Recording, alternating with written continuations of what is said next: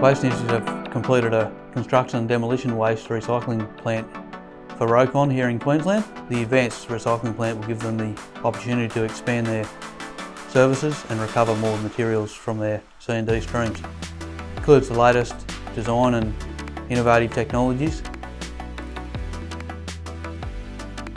Waste Initiatives will continue to offer ongoing support for Rowcon to ensure they get optimal performance coming into the future.